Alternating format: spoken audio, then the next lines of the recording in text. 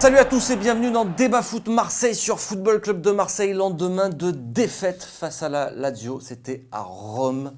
Lendemain d'élimination parce que l'OM est éliminé de la Ligue Europa. Alors est-ce que justement cette finale d'Europa League la saison dernière nous a bercé d'illusions? Ce sera le gros débat du jour. Il y aura d'abord le décrassage forcément et la d'éclat du jour de Rudy Garcia avec nous. Pour débattre de tous ces sujets, Geoffrey est avec nous. Salut Ben. Geoffrey, ça va? Ça va, bah, à chaque fois que je viens, il y a une défaite. Donc c'est vrai. À chaque fois qu'il y a des fêtes, on t'appelle. Voilà. Je vais finir par plus venir. Mourad est avec nous. Mourad qui a fait le déplacement hier soir, il était à Rome. Voilà. Il est rentré très tôt. Frais comme un gardon. Il va nous raconter ça peut-être, comment ça s'est passé un petit peu. Il y aura un petit reportage à venir. Thierry est avec nous aussi pour la deuxième fois. Merci Thierry de venir. Bonjour, merci de m'inviter. Ayol. Participer. Ouais, ces petites grosses défaites même. Ouais, c'est une semaine triste pour Marseille. Exactement. Voilà, entre ce qui s'est passé à la rue d'Aubagne et les résultats olympiens, c'est sûr qu'on n'est pas très gai. Voilà. Exactement. On va parler de ce match. C'est le décrassage. On en parle tout de suite. Allez messieurs, on l'a dit, défaite de l'Olympique de Marseille, 2-1. C'est le décrassage, c'est l'analyse à froid. Qu'est-ce que tu retiens de ce match, Geoffrey? Je retiens qu'on n'a même pas fini les matchs de poule et qu'on est déjà éliminé. Donc, voilà, tu t'en as parlé un peu tout à l'heure, ces grosses désillusions cette saison, sachant que l'année dernière, tu arrives à faire une finale.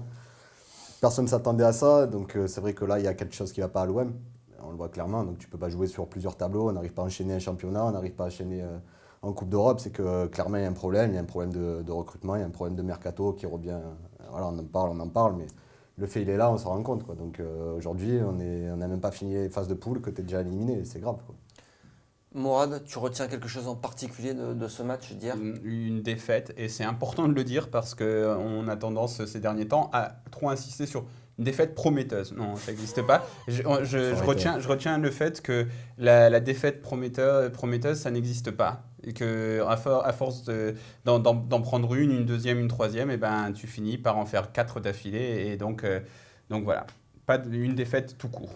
Thierry, ton analyse à froid, pardon. Ça ne va pas trop différer de mes camarades. Hein. C'est la 4e défaite, c'est ça qu'il faut retenir.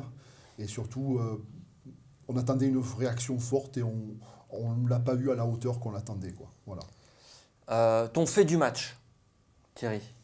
Clairement, le premier but romain sur ce duel aérien que perd Tchaleta-Tsar, on se demande pourquoi il peut perdre ce duel alors qu'il a la capacité de monter aussi haut que l'attaquant italien. Voilà, c'est ça. Mm-hmm. Bon, moi, ce serait ça aussi, mais j'ai pas encore revu les images. Je suis désolé, je suis très fatigué parce que c'était une défaite encourageante que je voulais dire avant, parce que prometteuse, c'était pas très beau. Mais par exemple, Tchaleta-Tsar, parce que moi, vraiment, j'étais détruit à la mi-temps. Je me dis, on fait une bonne première mi-temps, le fameux FC bonne première mi-temps aussi, on est bon là-dedans. Et puis là, du stade, en plus, il est en face de moi et je me dis, mais qu'est-ce qu'il fait? Pourquoi il saute pas? Et donc vraiment, je remets la faute sur lui. Et sur les réseaux sociaux, on me dit non, mais revois l'action. Il y en a 2 qui arrivent sur lui. C'est parce qu'il sait pas mal se situer. Il n'est pas entièrement coupable. Donc je sais pas. Mais je vais revoir ça. Je l'ai pas encore fait, mais en tout cas, ouais, le fait du match. Il attaque pas la balle. Hein. L'Italien attaque la balle. Lui, il saute pour la dégager, il la laisse venir, voilà, alors que l'autre va vers la balle, quoi. Voilà, c'est ça, c'est un manque de combativité et c'est pas la première fois qu'il semble être un peu... En plus, moi, je l'avais trouvé très bon sur la première période, il était sobre, il faisait ce qu'il fallait faire, bon, très bien, ce que j'attendais d'un défenseur. Et puis là, on dirait... Enfin, j'ai mis #narcolepsie dans mon tweet de mi-temps parce que ça m'avait fait penser à Karim Rekik, des fois, il faisait des bons matchs et puis, boum, il y avait une ellipse, il était... Je sais pas où il était, et puis il était plus là. Donc voilà, j'espère que tu vas pas devenir le nouveau Karim Rekik qui d'ailleurs se relance bien au Hertha Berlin. Ton fait du match? Non, je vais les rejoindre, forcément. Quand tu as une mi-temps, que tu joues 45 minutes, tu as une minute en plus et qu'à la 46e, tu te prends un but comme ça te tue avant d'aller au vestiaire, enfin, forcément. Mm-hmm. Et en plus, c'est marrant parce que je le regardais en streaming, moi, le match, là, sur RMC, je regardais chez un collègue. Et l'équipe m'ont spoilé un peu. Parce que j'ai reçu le but de la Lazio en spoil. Et donc, il y avait une minute de décalage. Et je me disais, putain, mais à quel moment ils vont se prendre un but? Dans les actions que je voyais, en fait, je me disais, putain, mais à quel moment ils vont se prendre un but? Genre là, ils se sont pris un but, c'est pas possible, c'est une erreur de l'équipe. Et en fait, ça montre la fragilité de l'équipe, quoi. Tu te prends un but sur un dégagement de merde, en fait, tu vois que ça se passe mal au milieu, ça revient, Nani, au final, tu arrives à un truc comme ça. C'est un Bah, enchaînement. j'ai l'impression que c'est ce qui fait le plus peur dans la situation actuelle, c'est de te dire qu'en fait, même quand tu es à peu près correct, ça tombe plus du tout dans ton sens. Et c'est parce qu'il y a c'est un peut-être problème mentalement, il y a mentalement, peut-être c'est un gros mentalement, problème ils dans sont On a le une plus- défense en carton, hein, et on la traîne depuis les matchs de préparation. Ouais, tu alors devrais pas avoir une défense en carton. Tu Mais non. l'as, mais tu devrais pas l'avoir. c'est Non, ça, le Mais problème. c'est après, ça, voilà, mais bon. ça montre la fragilité de cette équipe. Quoi. Voilà, le fait du match, il est là. Ta merguez, on commence par quoi, moi déjà? Men and merguez of the match. On commence par le men. Allez, men of the match. J'ai bien aimé Ocampos parce que dans sa combativité, il faut tirer le chapeau de cette équipe. Et si tout le monde se battait comme il se bat là, on y arriverait. En plus, il a été replacé dans une position qu'il n'a pas l'habitude de jouer. Il était un peu latéral, il était ailier, donc il compensait, il passait devant. Enfin, c'était très, très physique pour lui. Et en tout cas, derrière, il a un peu d'excès d'engagement quand même par moment, mais sinon, il a bien tenu derrière. Donc moi, Ocampos, il m'a bien plu, quoi. Thierry. Moi, je dirais, allez, mais c'est un petit manin, en plus, sur la taille, c'est comme ça, c'est Lopez. Voilà, je trouve qu'il a amené un peu de liant au milieu de terrain. Mais voilà, bon, la merguez, c'est après, c'est ça? Ouais. Bon. Tout à fait. Mais justement, je voulais dire aussi Maxime Lopez parce que ça m'a un peu fait rire sur les réseaux sociaux parce que ça faisait quelques temps que je le défendais parce qu'il se faisait défoncer. On disait il fait que des passes latérales, il est ennuyeux, ralentit le jeu. Et puis là, comme il jouait plus, ben, c'est comme d'habitude quand l'équipe est dans une mauvaise passe, le mec qui joue plus, on dit mais pourquoi Lopez il joue jamais? Ça m'a vraiment, je me dis mais ça fait des mois que je le défends, qu'on me dit qu'il est nul. Et puis là, on me dit mais pourquoi il joue jamais? Et puis bon bah voilà, moi ça m'a fait plaisir, il a joué et il a été bon. Et là, bah, bizarrement cette fois-ci, comme on l'attendait, et on a bien remarqué qu'il faisait des passes vers l'avant parce que il en fait. Bon hier, il en a fait plus qu'à l'accoutumée parce qu'il avait un rôle différent aussi, mais je pense que ouais, ça faisait plaisir de voir Maxime Lopez que j'aime beaucoup comme joueur. Allez, tu peux enchaîner avec ta merguez du coup. Oh merde. Bah, Adil Rami forcément parce qu'en fait c'est le taulier, c'est censé être c'est le joueur qui est avec Luis Gustavo qui était pour moi vraiment le deuxième pilier sur lequel l'équipe était construite. L'an dernier, elle était construite sur Luis Gustavo et Adil Rami. Luis Gustavo, là, en défense, c'est catastrophique. Mais au milieu, il a prouvé qu'il avait encore un niveau tout à fait acceptable. Mais Adil Rami, non, hein, ben, je sais pas ce qu'il faut faire, quoi. Il faut, je sais pas. Faut aller, enfin, je sais pas. Thierry, est-ce que tu as une merguez pour ce match? Ouais, moi je vais désigner Tchaleta Tsar, hein, parce que tu n'as pas le droit, quand on te redonne ta chance et que tu as la possibilité de la prendre, tu n'as pas le droit de faire cette erreur. À sa décharge, à chaque fois, on ne le met pas dans les meilleures dispositions. C'est à lui de se mettre dans les bonnes dispositions. À Nîmes, par exemple, le premier match. Morad, il a plutôt fait une bonne première mi-temps. Ouais. Mais bon, il faut aller au bout, quoi. Voilà, il n'a pas le droit de te louper. Voilà. En fait, il y a des moments où j'ai l'impression qu'il est limite timide, où voilà, il faut Oui, t'y vas, alors, et puis moi, par contre, il a peut-être un peu la peur au ventre. quand jusqu'à il joue. cette action, son jeu au pied, son jeu long est plutôt très bon, non? Son jeu long. Ouais, non, mais en plus, il fait une Il arrive bonne vraiment première à mi-temps, toucher les attaquants, à renverser le jeu de manière assez précise. Bon, Ouais, voilà. et puis ouais, moi je l'ai vu, j'ai 2-3 actions en tête où en fait il est pressé, ben, il dégage en touche et il se pose pas de questions, donc Ouais. au moins je l'avais trouvé vraiment sécurisant. Mais bon, il faut que je revoie cette action parce que vraiment on m'a dit ne lui tombe pas dessus, donc Thierry t'es méchant. Est-ce que tu as une autre merguez à nous proposer? Non, moi je ne mettrais pas Kaitacar parce que. Car- J'ai la prononciation, tu t'en fous. Il y a écrit Kaitacar. Je vais pas écrire Kaitachar ou Non, il y a Kaitacar. un accent sur le C, donc ça se prononce Tché. Ouais, mais je suis pas serbe ou croate, je sais plus d'où il Il est. s'en fout de l'accent, lui. Mais pour te dire, je parlais de l'accabler lui parce que ma foi, il arrivait à l'OM en tant que. Il arrivait pas en doublure, mais il devait s'imposer. Le problème, c'est que même tes principaux cadres, ils n'arrivent pas à s'imposer. Donc il est arrivé, tu as plus Taulier à l'OM. Lui commence à s'imposer dans une équipe qui est fragilisée. Lui, au niveau de mental, ça va plus du tout. Donc je sais plus qui c'est qui en parlait dans les commentaires. Il fallait absolument qu'il le trouve un psychologue derrière pour le remettre sur pied parce que lui, il n'en peut plus. Non, moi, si je dois accabler quelqu'un, c'est Rami, comme j'en reviens à ce qu'il disait Mourad, Putain, on n'a plus des gains derrière qui tiennent cette défense. Mais non, mais pour te dire, derrière, on n'a plus personne. Rami, ça a plu, d'ailleurs, Rami, par Rami Gustavo, vous m'avez pas parlé non, de mais Rami, Gustavo par- qui est redescendu Rami, par- dans mais- l'axe, mais- lui, par- y pour compris, soutenir, Gustavo, tu pour peux pas lui en soutenir l'équipe, vouloir. c'est quand même dingue. Lui, Gustavo, il a tu la peux pas lui en circonstance vouloir, c'est atténuante. On sait maintenant qu'il est mauvais en défense pourquoi centrale. tu le remets et on encore sait qu'il est encore bon Parce qu'il y a un en- problème dans le cette terrain. équipe, il y a un problème au niveau du système, il y a un problème au niveau de Garcia, qu'on change de système constamment. Enfin, là, il change Ouais. encore.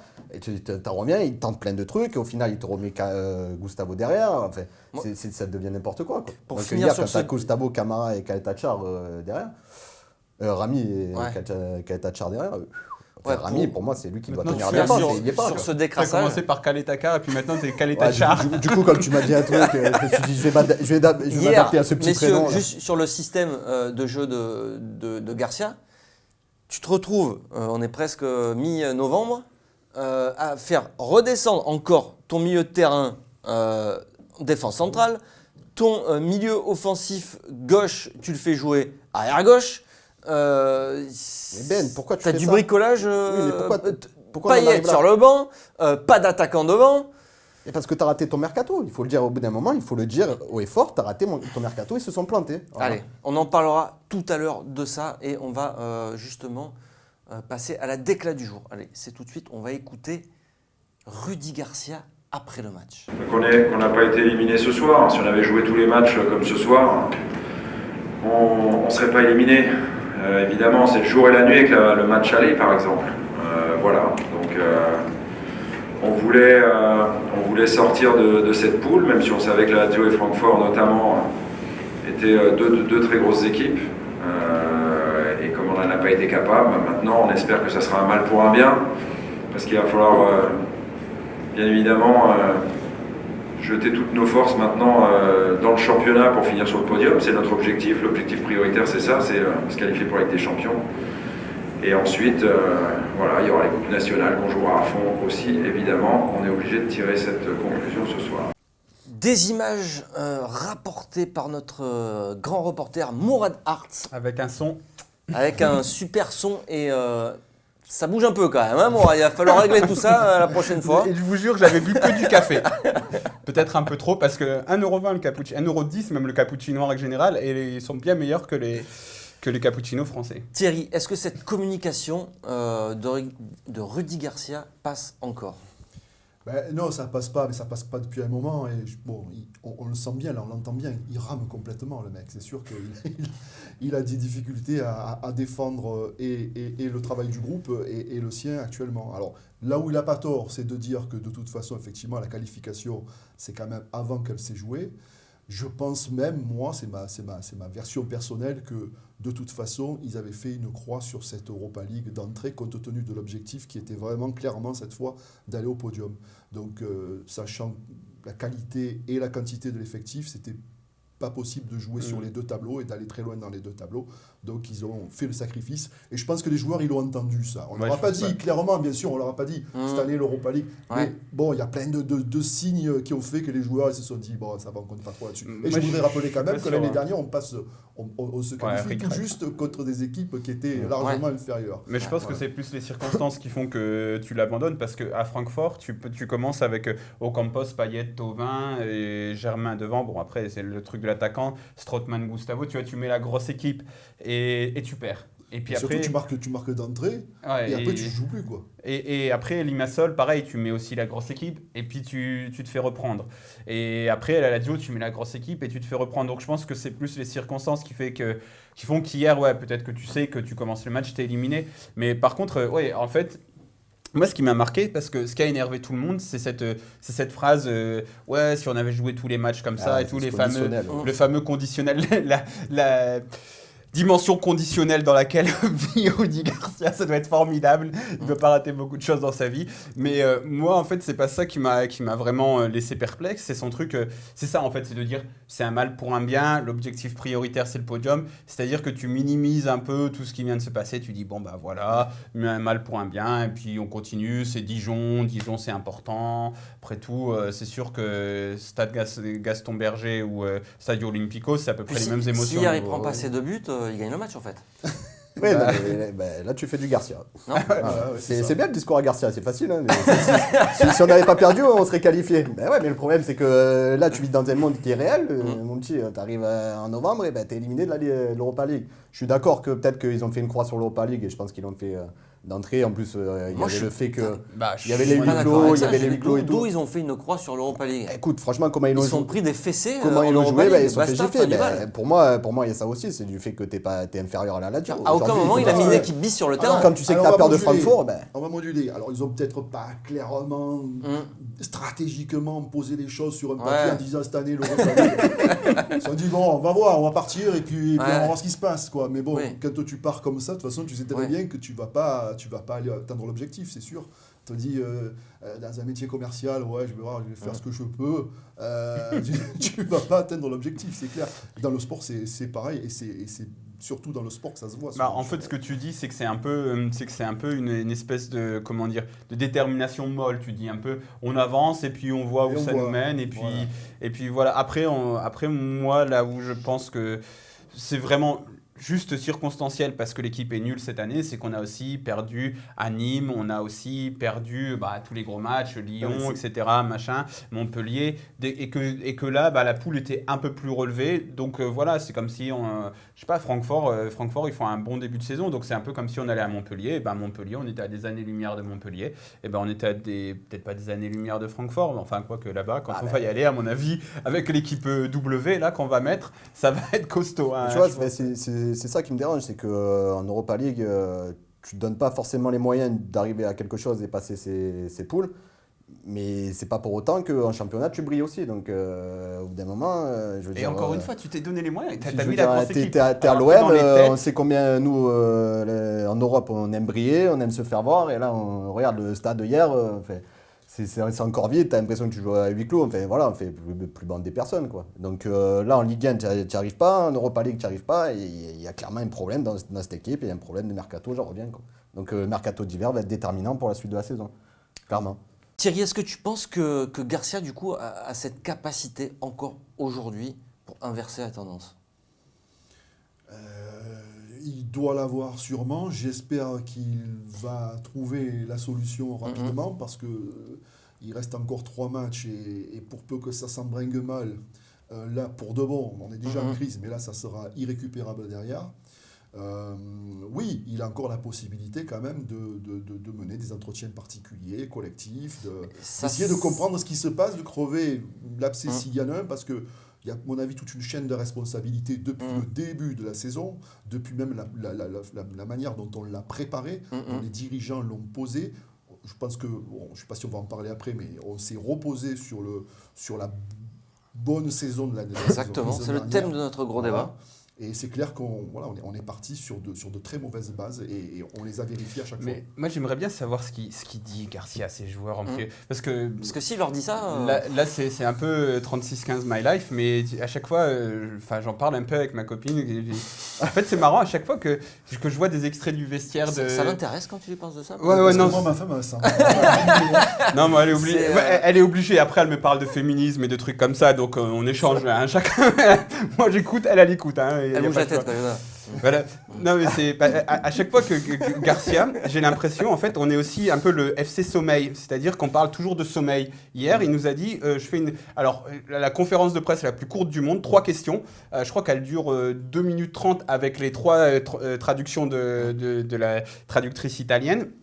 Donc et les joueurs aussi nous ont dit non, il faut qu'on parte vite. Quand on voit dans les vestiaires, c'est toujours le premier mot, c'est allez les gars, il faut aller dormir.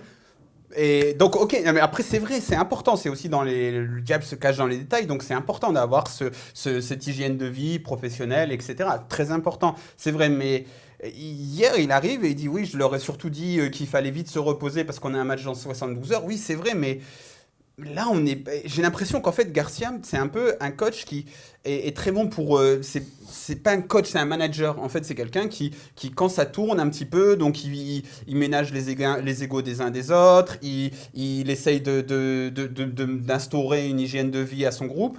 Mais dans ce truc, est-ce qu'il est capable de créer un électrochoc ?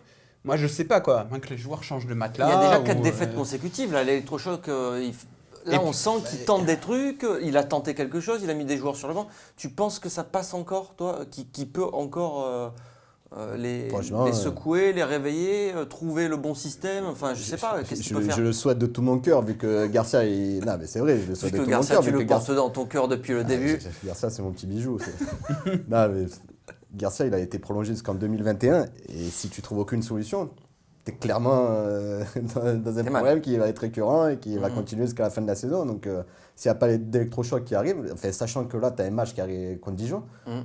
tu as l'impression que c'est genre un match capital contre Dijon, limite c'est plus important que le match que tu as joué contre la Lazio, quoi, tellement tu es en galère et que tu as un projet, on t'a promis des trucs, tu arrives quand même en novembre et après tu as la trêve internationale. Enfin, si tu pars avec une défaite là, ça va être un bordel. Hein. Alors, Ce qui est frappant, et là où je pense qu'il doit se dire qu'il est en difficulté, c'est que les joueurs n'ont plus aucune confiance en eux, individuelle et collective. Et est-ce qu'ils ont Ils ne prennent confiance pas de en lui. risques, ils ne Voilà, prennent pas c'est ma d'initiative, surtout dans les 20 derniers mètres, et on sent qu'ils pourraient jouer des heures sans marquer. Moi, quoi. ce C'est qui ça. me choque, c'est que cette équipe, elle joue au ralenti.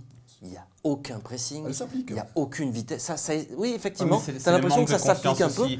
mais il n'y a aucune énergie qui Après, se c'est- dégage c'est- de cette équipe-là. Après, quoi. c'est le manque de confiance et ça rebondit aussi, tu vois, ce manque de vitesse de truc, c'est que on n'est pas dans l'alerte avec le jeu de Rudy Garcia, on est dans la gestion. Et l'an dernier, à un moment, quand on avait plein de matchs, eh ben, ça a bien marché parce que l'équipe était sur une bonne dynamique, donc il gérait bien le groupe. Et bon, il y avait des limites, mais ça marchait bien. Et là, vu qu'on est là, on a besoin d'être dans l'alerte et je sais pas s'il sait faire ça, Rudy Garcia, d'être dans l'alerte. Mais par contre, ce que tu dis, tu vois, ce qui m'a aussi interloqué hier en zone mixte, alors je ne fais pas souvent la zone mixte, d'habitude c'est Nico qui l'a fait et je comprends pourquoi il se plaint, c'est difficile, il faut avoir les bras très, très musclés parce qu'il y a plein de monde et bref, Les coups de coude, tu mets. aujourd'hui je raconte beaucoup ma vie quand même, il faut que j'arrête. vas-y, continue. Bref, c'est Florian hyper Thauvin. intéressant. Florian Thauvin a dit on n'a pas d'inquiétude, si on en avait, ce serait qu'on ne croit plus en ce qu'on fait, ou enfin grosso modo, c'est qu'on ne croit plus dans le coach. Et j'ai trouvé ça intéressant que de lui-même, enfin la question du journaliste c'était est-ce qu'il y a une inquiétude après 4 défaites? Et il a dit non, il n'y a pas Et lui, d'inquiétude. il te parle du coach. Non, il ne te parle pas du coach, il te dit on n'a pas d'inquiétude, et si on en avait, ça voudrait dire qu'on ne croit plus en ce qu'on fait, ou un truc du genre. Et des fois, c'est un peu la méthode Coué aussi. Bon, est-ce donc, que, bon, est-ce que bref, les je sais pas. joueurs l'ont lâché, vous pensez? C'est trop tôt pour dire ça? Ça peut En se tout cas, sentir un peu. publiquement, non. Non, publiquement non, mais apparemment... de ce qui- Quel joueur publiquement va te dire Moi, je le ressens pas. Memphis de paille à Lyon. Moi, je le ressens pas comme ça. Hein. Bon, Non, mais sens quand on tous voit- qu'ils sont empêtrés dans une difficulté à essayer d'atteindre leur meilleur niveau, chacun d'entre eux. Quoi. Voilà. Ils sont en dessous parce qu'ils ont peur de faire la connerie, ils ont peur de... Il y a quelque chose qui ne va pas dans cette équipe. Il y a sûrement quelque chose de clanique qui s'est mis en place. On parle de problèmes de vestiaire, de salaire, etc. On a vu quand même Payet et Rami se disputer à la fin d'un match, même s'ils ont dit que par derrière, mais non, c'est rien, etc. Il y a des choses qu'on n'avait pas l'année dernière qui ont émergé là. Et je pense qu'il faut absolument que maintenant, ils se remettent tous ensemble. Quoi. Et là, pour l'instant, on ne le sent pas, ça. Allez, messieurs, on passe au gros débat. Et c'est maintenant, le gros débat, c'est quoi, Morad? La finale de l'Europa League nous a-t-elle pénalisés? Allez, on en parle tout de suite. Allez, messieurs, on va reparler de cette finale de l'Europa League que l'OM a joué il y a quelques mois. C'était quand même assez exceptionnel pour l'Olympique de Marseille, ce parcours.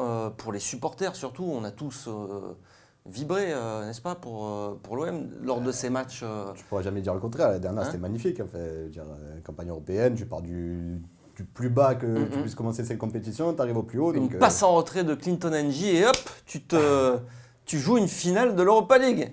C'est quand même, ça se joue à rien. Alors justement, aujourd'hui, on va parler peut-être du côté négatif d'avoir joué cette finale-là, parce que est-ce que c'était pas l'arbre qui cachait la forêt? Est-ce que ça nous a pas bercé d'illusions? Est-ce qu'on ne s'est pas vu trop beau tous à cause de cette finale? Parce que si on refait un petit peu le parcours de l'Olympique de Marseille, bon, on s'aperçoit que c'est comme l'équipe de France de tennis qui gagne la Coupe Davis. Bon, ils ont joué personne en fait, l'Olympique de Marseille.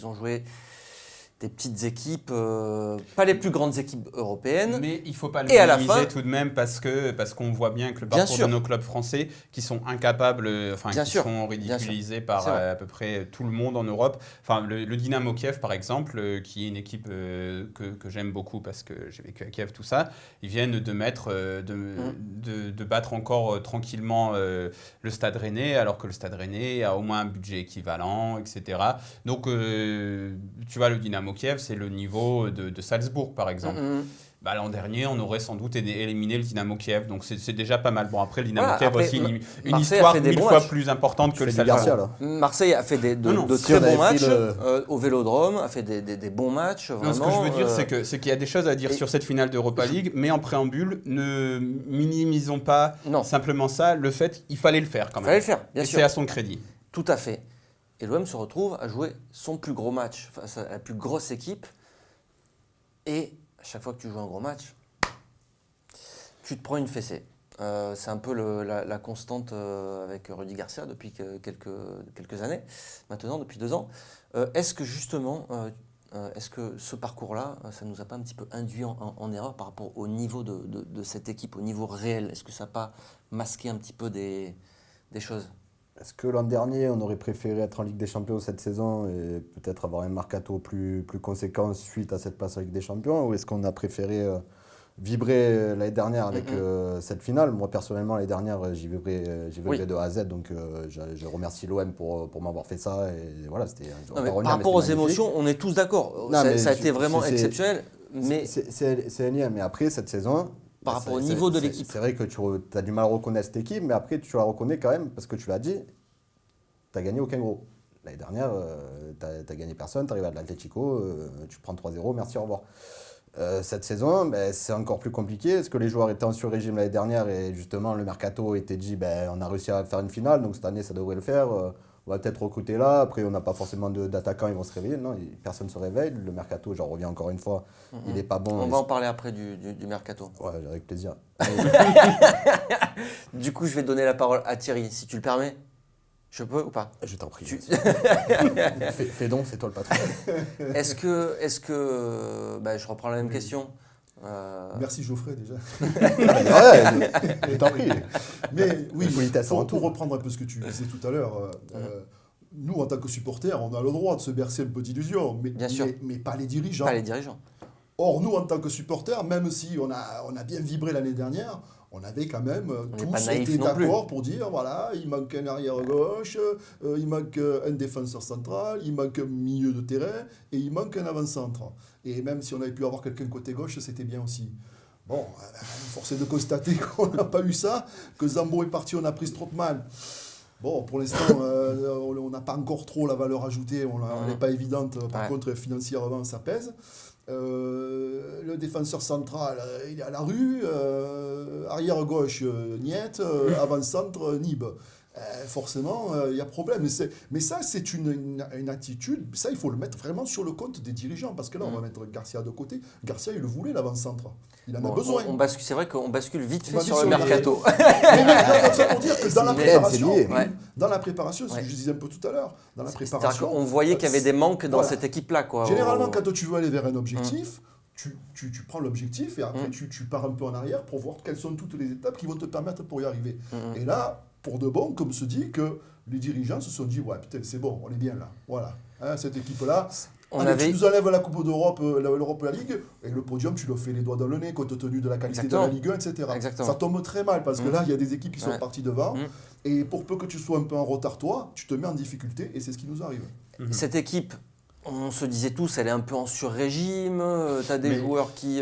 Justement, tu vois, par rapport à ça, moi j'aime beaucoup la phrase les supporters ont le droit de se bercer des illusions, pas les dirigeants. Mais je pense que c'est un, Eh il y a un bien, peu de ça. est-ce qu'on n'en fera pas un petit article de ça? Parce que C'est je po- pense qu'on peut le faire. C'est possible. Maintenant, pour rebondir sur le sur-régime, tu vois ce que je te disais tout à l'heure, le sommeil, machin, tout ça, la gestion d'un groupe. L'an dernier, la dynamique était bonne. Surtout, il a réussi à l'inverser, à créer une bonne dynamique. Ils se sont construits dans l'adversité. Rolando a dit à la fin de la saison, après le 6-3, on s'est dit, bon, maintenant, il faut arrêter les conneries, tout ça. Ils se sont construits dans l'adversité. Et après, ils avaient une bonne dynamique. Et quand tu as une bonne dynamique, eh ben, je pense que Garcia, il peut très bien faire le taf parce que Garcia, il vient et donc il ménage bien les égos, il fait bien ça, il rappelle bien à tout le monde qu'il faut bien dormir, faire attention à l'hygiène de vie, tout ça. Non mais c'est vrai parce que je m'en moque, mais d'un autre côté, c'est vraiment important. Donc après, c'est parce qu'en ce moment aussi, c'est un peu la tête de Turc Garcia et c'est peut-être pas très juste. Mais je l'entends à chaque objectif match que je vois, il faut bien aller dormir les gars. Ouais, mais ça c'est la communication externe. Après, dans le groupe, qu'est-ce qu'il dit à chacun, comment il parle, ça on sait pas. Ça c'est censé être un peu, tu vois, des insides du vestiaire. Mais bref. Mais donc tu vois, là-dessus, en sur-régime, je pense que c'était aussi un sur-régime qui était dû à la dynamique. Et que la dynamique était bonne et que là, la dynamique, t'arrives pas à l'enclencher parce qu'il y a ces 4 défaites. Mais avant ces 4 défaites, tu as eu plein d'énormes couacs. Nîmes, c'était un gros couac quand même. Lyon, c'est un gros couac. Il y en avait un autre. Lille, un autre gros couac. Donc, tu as eu beaucoup de gros couacs. Et l'an dernier, tu as eu 2 gros couacs. Et puis après, ça y est, tu as enclenché le truc là. Et là, tu les enchaînes. Et là, le problème, c'est que c'est comme le moteur d'une voiture, quoi. Il démarre, tu dis, ah merde, j'ai calé, je relance. Mais là ça cale beaucoup, quoi. Hein. Est-ce qu'il n'y a pas aussi certains joueurs qui sont pas vu un peu plus beaux qu'ils ne le sont mais c'est ce qu'il dit, avec ça. C'est ce qu'il disait. Du coup, on fait un petit peu moins les efforts. C'est ce qu'il disait Thierry. Enfin, je pense, honnêtement, l'équipe s'est vue tellement belle. On a fait une finale d'Europa League. Il n'y a rien à changer pour l'année prochaine et la saison prochaine. Et c'est pour ça que je reviens encore au mercato, mais on va y revenir. Mais les principaux postes, comme il le disait, que tu devais recruter, tu ne l'as pas fait. Strootman, ce n'était pas la priorité. J'aurais préféré trouver peut-être un attaquant ou un défenseur central de calibre. Après, on a pris... Douillet Tchaleta-Tsar. Tchaleta-Tsar. J'essaie de bien le dire. Qui n'arrive pas, qui ne s'impose pas. Mais voilà, en fait, tu t'es pas donné les moyens de comment te dire, d'arriver à un niveau encore supérieur cette saison. Et moi, je les trouve inférieurs et ça a fait l'effet inverse après cette finale. Mais je trouve on est inférieur à la saison dernière. Donc, ce mercato light un peu, il est dû très light. Très light, il est dû à ça. Il est dû à ça, mais il y a aussi clairement l'investissement des joueurs. Hein. Il faut là-dedans. Il n'y a pas que Garcia après. Tout à l'heure, je dis il faut interpeller Hérault et Macourt et pas les lâcher, parce qu'il y a un mercato bientôt, parce que déjà, mais il faut vraiment leur mordre les mollets actuellement. Il ne faut pas les épargner. Est-ce qu'ils ont les moyens de se lâcher sur le mercato? Moi, je veux bien, mais il y a déjà eu beaucoup d'argent de dépenser. Il y a quand même beaucoup d'argent de dépenser sur les derniers mercatos. Une gestion de comptable, quoi. Je suis désolé, mais c'est pas.